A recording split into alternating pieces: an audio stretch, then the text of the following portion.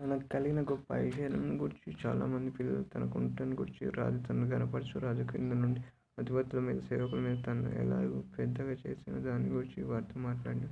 మరియు అతడు రాణి అయిన ఎస్తేర్ తాను చేయించిన విందునకు రాజునకు నన్ను తప్ప మరి ఎవరిని పిలిపించలేదు. రేపటి దినమున కూడా రాజుతో కలిసి విందునకు రమ్మని నాకు సెలవైందని తెలియజేశాను. అయితే యూదుడైన మొర్దెకై రాజు గుమ్మమున కూర్చుని ఉంట నేను చూసినంతకాలం ఆ పదవి అంతటి వలన నాకు ప్రయోజనమేమీ లేదని అతడు చెప్పగా, అతని భార్య అయిన జెరెషును అతని స్నేహితులందరినీ ఏ 10 మూరలు ఎత్తుగల ఒక ఉరికై చేయించుము. దాని మీద మొర్దెకై ఉరి తీయింపబడినట్లు రేపు నీవు రాజుతో మనవి చేయుము. తర్వాత నీవు సంతోషంగా రాజుతో కూడా విందునకు పోదువు అని అతనితో చెప్పిరి.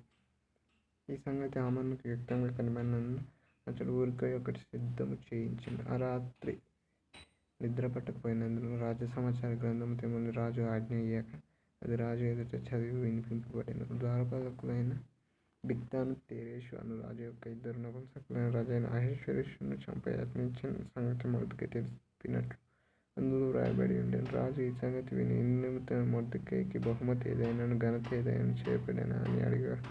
రాజు సేవకులు అతనికి ఏమీ చేయబడలేదని ప్రత్యుత్తరమిచ్చిరి. అప్పుడు ఆవరణంలో ఎవరు ఉన్నారని రాజు చెప్పెను.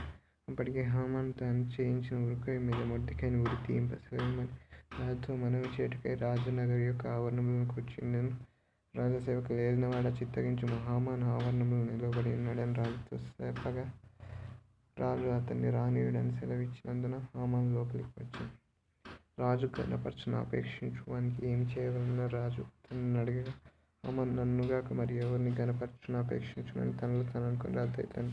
రాజు ఘనపరచున అపేక్షించు వానికి చేయనదగినదేమనగా రాజు ధరించుకుని రాజవస్త్రములను, రాజు యొక్క గుర్రమును రాజు తన తల మీద ఉంచుకుని రాజకిరీటము ఒకటి తీసుకొని గల్లాడని రాజు యొక్క అధిపతులలో ఒకడు ఆ వస్త్రములను ఆ గుర్రమును పట్టుకుని రాజు ఘనపరచున అపేక్షించు వానికి ఆ వస్త్రములను ధరింపజేసి ఆ గుర్రం మీద అతన్ని ఎక్కించి రాజవీధిలో అతన్ని నడిపించు. రాజు ఘనపరచున అపేక్షించు వానికి ఈ ప్రకారముగా చేయదగునని అతని ముందర చాటింపమనెను. అందుకు రాజు నీవు చెప్పిన ప్రకారముగా శీఘ్రముగా ఆ వస్త్రములను ఆ గుర్రమును తీసుకొని రాజగుమ్మమునొద్ద కూర్చుని ఉన్న యూదుడైన మొర్దెకైకి అలాగున చేయుము.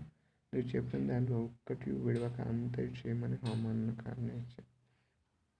ఆ ప్రకారమే హామాను ఆ వస్త్రములను ఆ గుర్రమును తీసుకొని మొర్దెకైకి ఆ వస్త్రములు ధరింపజేసి ఆ గుర్రం మీద అతన్ని ఎక్కించి రాజవీధిలో అతన్ని నడిపించు. రాజు ఘనపరచున అపేక్షించు వానికి ఈ ప్రకారముగా చేయదగునని అతని ముందర చాటించెను. తరువాత మొర్దెకై రాజగుమ్మమునొద్దకు వచ్చెను.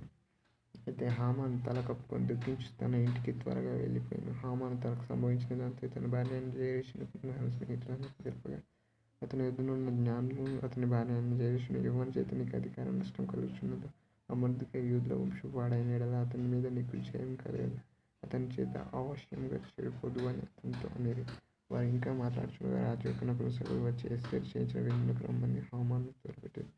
రాజును హామానును రాణి అయిన ఎస్తేరు విందునకు రాగా రాజు ఎస్తేరు నీ విజ్ఞాపన ఏమిటి, అది నీకు అనుగ్రహింపబడిన నీ మనవి ఏమిటి, రాజ్యంలో సగం మట్టుకైనా నీకు అనుగ్రహించదనని రెండవ నాటి ద్రాక్షారసపు విందులో ఎస్తేరుతో అనెను.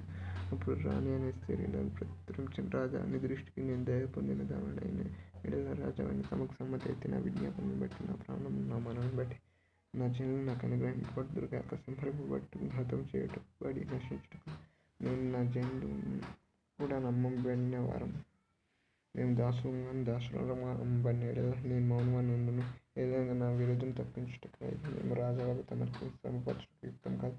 అందుకు రాజైన అహష్వేరోషు ఈ కార్యము చేయుటకు తన మనసు దృఢపరచుకున్న వాడెవడు, వాడేడి అని రాణియగు ఎస్తేరును అడగగా ఎస్తేరు మా విరోధియగు ఆ పగవాడి దుష్టుడైన ఈ హామానే అనెను. అంతటా హామాను రాజు ఎదుటను రాణి ఎదుటను భయభ్రాంతుడైన రాజు ఆగ్రహముంది ద్రాక్షారసపు విందును విడిచి నగర వశమునకు